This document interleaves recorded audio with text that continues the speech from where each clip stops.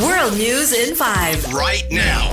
News and developments making headlines around the world in 5 minutes. World News in 5. Here on Radyo Pilipinas World Service.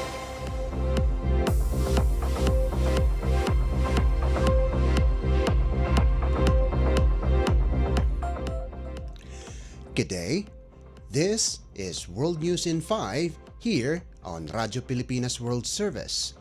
Torrential rains over the weekend has claimed at least 9 lives, inundating roads and submerging homes in the southeastern states of Alabama, Georgia, Kentucky, Mississippi, North Carolina, Virginia, and West Virginia in the United States. In a news briefing, Kentucky Governor Andy Beshear said 8 people had died in the state, including a mother and her 7-year-old child, and could go up in the following days.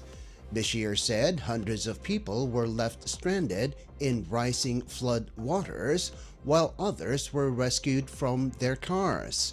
The Kentucky governor advised residents to stay off the roads and stay alive. The 9th death was recorded in the state of Georgia, where a man perished in his home when an uprooted tree fell on him while he was lying on his bed. U.S. President Donald Trump approved the request of Governor Beshear for an emergency disaster declaration following the widespread flooding in Kentucky.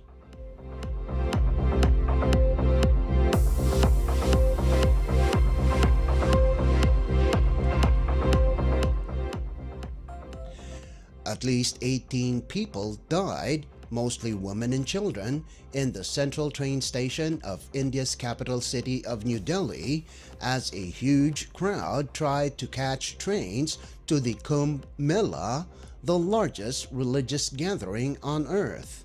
Held every 12 years in the northern city of Prayagraj in the state of Uttar Pradesh, the Kumbh Mela, which means Festival of the Sacred Pitcher, is one of the most sacred pilgrimages that attracts millions of Hindu faithful.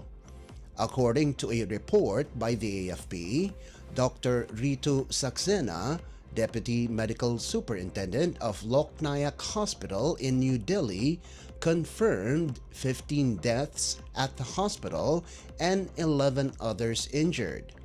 He added that the victims most likely died due to hypoxia or some blunt injury, but can only be confirmed after an autopsy.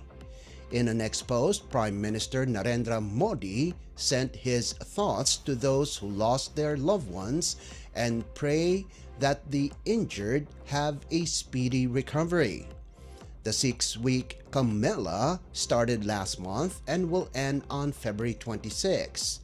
The Uttar Pradesh government claimed that the religious event had already attracted 500 million devotees.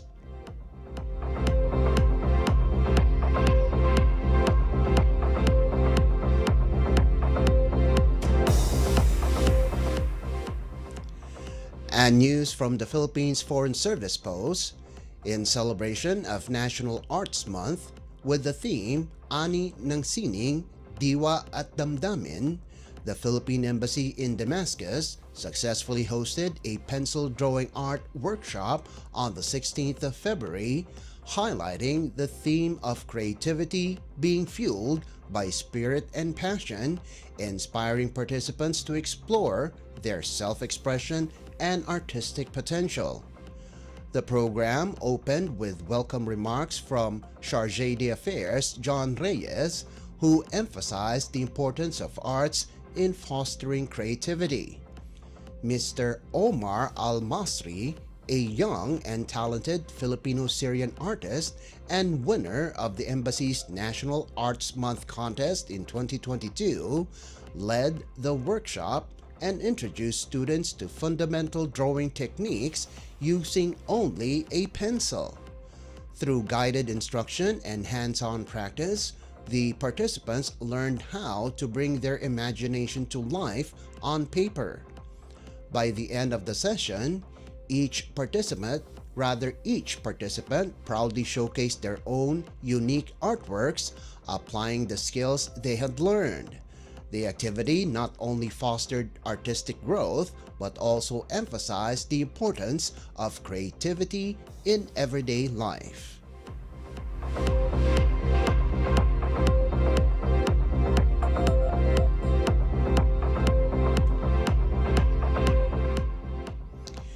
And that concludes today's edition of World News in 5.